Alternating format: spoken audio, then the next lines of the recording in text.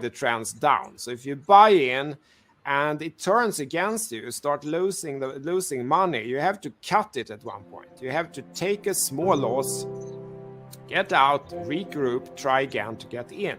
Don't hold all the way down and then sell months later when you lost 80% of the holding or something. Could that happen? It can always happen. So that's a little bit of a reminder of everybody to talk about the rules, which are to take profits. Hello, everybody. Welcome to the Monday live stream. A lot of things to go over, so let's just jump right in. So just like the title and the thumbnail suggests, we're taking a look at, this is from Jeremy Allaire. He's the CEO of Circle. And when I read this article, I thought to myself, maybe I've gotten it extremely wrong about what I think about as far as like United States and how they're leading crypto and digital assets into the next evolution. So with this article, maybe I was wrong, and it kind of shakes up my predispositions about what I think is going on behind the scenes. And I got to tell you, if it's somebody like Jeremy Allaire, who was trying to go public with the company Circle, which is responsible for USDC, the stablecoin, maybe it's something to take a look at. So this is what we got. Circle CEO claims US on the path to becoming the decisive leader in crypto. Stablecoin issuer will be moving into one of the top floors of New York's One World Trade Center. Now, I think I'm 100% sure that they actually are still in the United States, but it is odd because when we talk about crypto and ecosystem, digital assets, we start to think about the different companies that are moving offshore and getting away. And we talk about how Gary Gensler and the SEC and the current administration, which is not too favorable to crypto and regulations. We see what's going on with Ripple. We see what's going on with Coinbase. We saw what happened with Kraken as they got sued twice. So the question is, why even stay here? But again, my predispositions, maybe I was wrong. Circle will be joining 692 crypto and blockchain firms with over 800 founders that call New York their home, which I got to tell you is very odd to me. Why would you be in New York? I think the taxes are astronomical, but sure. So he states, this is Allaire, New York may have the most talent density in crypto of any city in the world. We are investing in New York. We are investing in America. And it wasn't just him. Solana co-founder, President Raj Gokul said, New York's forward-thinking regulator, I don't believe this is true, but New York's forward-thinking regulators, I believe sure, and thriving tech scene are key to fostering innovation. And we are just getting started. Representative Richard Torres, a member of the House Financial Services Committee, backed them up and said financial innovation is a key driver of New York's economy and our country's future. And it's critical that the innovative companies of the future are born and nurtured here in the USA. 2025 will be the year for stablecoins, says Allaire. And he says 2024 has been a turning point, a year in crypto and stablecoins, a year when stablecoins started to truly break out in scale, importance, and usage. 2025 will be the year when this goes mainstream. And I personally believe that 2025 is the year when we actually take off for the next bull run. But it made me think about this, and maybe wanted to show you again what we had talked about. This is from Visa. These are stablecoin transactions. And we can see that, as stablecoins came into notoriety and they became the mainstay for crypto digital asset space, we can see that there was quite a bit of jump over the last 2 years or so. But it hasn't been until recently. Looking at March of 2024, it was the highest transactional volume ever in March of 2024. The second highest, actually the third highest, I should say, is August of 2024. And of course, we're here in September, just around, not too far through. Actually, 16th, 17th, there's, is the date today? 16th, yeah. So we can see that there's quite a bit of transactional volume. And over the last 30 days, it's 1.3 trillion. Think about that. That is a massive amount. And then also, if you're talking about stablecoins, you have to talk about one of the biggest, which is Tether. And we had covered this about a week ago or so. And I don't know if you knew this, but first of all, Tether is outpacing revenue for even BlackRock, even though they have 150 employees and BlackRock has in the thousands. The cost per employee is or the revenue that has been generated is astronomical compared to the juggernaut that is BlackRock. Now, assets under management, yes, I understand, but as far as revenue, did you know that Tether accounts for, they're 19th globally for all US treasuries? So when people say, well, what's Tether really backed by? It's backed by everything. It's backed by dollars, it's backed by treasury, it's backed by gold, it's backed by securities. It is backed by a large percentage. And I can see why, we talked this last week, why America would start and want to embrace stable coins and maybe cryptos and digital assets, because you can't bank everybody, but you can stick a crypto wallet in everybody's phone. And before people say, well, who's got smartphones? Even in third world countries, the majority of people have smartphones. And we've actually taken a look about this in these different reports. So I'm not saying that everybody in the world has it, but there are more smartphones than there are people that are actually banked in the world.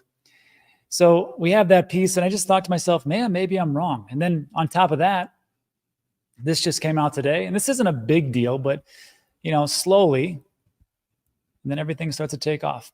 The Kingdom of Bhutan now owns 13,000 Bitcoin worth $780 million. I was great. So, first we have El Salvador, and then of course we have, I should say, all the countries that have confiscated Bitcoin are holding quite a bit of that as well. But now we have the Kingdom of Bhutan getting into the mix. Now, from what I understand, this is not something where they have confiscated it. They've actually bought Bitcoin and they're into it. So again, this is just one more small stepping stone. Is this like the biggest news of all time? No, but I like to see where things are going as more sovereign nations, sovereign countries are actually picking up Bitcoin, holding it, custodying it, and watching it appreciate. So we have that on that sector. But what about macro? Because this week, I believe it's actually Wednesday, I think we got Federal Reserve Chair Jerome Powell coming out to announce the rate cuts. And if you're like me, you thought to yourself, 25 is in the bag. Check this out. So this is a FedWatch tool, and we can see that right now the current target rate is 525 to 550. 25 basis points just 10 days ago was a 70-30 split. And now it looks like 61% of the market believes that it's going to be a 50 basis points cut. I don't know if this is true. Hold on. But if it is, this is what the market believes is going to happen. This is not what is going to happen. So we'll see how it works out in the next 2 days or so. And as a reminder, I don't really cover this too much, but a friend of the show, Tom Crown, does a great job. And he's got a live stream going on Wednesday, September 18th. So if you'd like to hop over there, I'll be there listening to this as it comes out live. I put a link in the description. You can actually be notified when this actually goes live. And we hear from Jerome Powell straight from the horse's mouth to see what's happening. So 50 basis points is great, right? What about 75 basis points? Well, guess what? Everybody's favorite crypto Karen, Senator Elizabeth Warren, looks like she is asking for us, from Simon Dixon, friend of the show, 75 basis points cuts. And she is asking that Jerome Powell do this right now or at the Wednesday meeting, because she believes that that's how far it should go. I will tell you this. This was actually delivered today. And looks like, we write today, it urged the Federal Reserve to cut the federal funds rate, currently at a 2-decade high of 5.3%, by 75 basis points at the FOMC, or the Federal Open Market Committee, meeting on September 17th and 18th. Remember, the 17th is when everybody meets, and the 18th is when they actually they give the results, what they're actually going to do. Given the Fed's confidence in inflation moving towards its target of 2%, and data indicating slower job growth, now is the time to swiftly move forward with rate cuts. And I will remind you, I was actually doing a search for this, 75 basis points. And this one came up first. This was on November 1st, 2022, where she said the same thing, actually. Lawmakers Warren and Dean asked Fed Chair to cut by 75 basis points. And essentially what she's saying is, like, in this one, she says how many millions will be thrown out of their jobs from the Fed's dangerous rate hikes. What she wanted to do was not have rate hikes. And this was on November 1st, 2022. So I thought to myself, I wonder how that historically worked out. So went to Ben's website, took a look at the federal funds rate. And in November, because remember, we had this thing called a coronavirus. I don't know if you remember that. It was a big thing. And Fed funds rate was pretty much flat until around March of 2022. And then Jerome Powell and the Fed just started raising like crazy. And of course they had to, right? When you print that much money, you have to take that money out of circulation in some way, shape, or form. So you raise rates. So in July, August, October, and November is when we had it. And then, of course, Elizabeth Warren saying, stop doing that because you're going to crash the economy. And it's going to lead to massive unemployment. Massive, massive. That's what she said in the letter. And Jerome said, yeah, I'm not going to do that. And they kept hiking until they plateaued around August of 2023. So how did the employment rate do?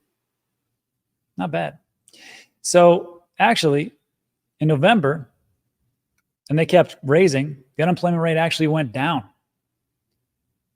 in December and then in January. Now there's an uptick, and around here we go, and then up here, and so on and so forth.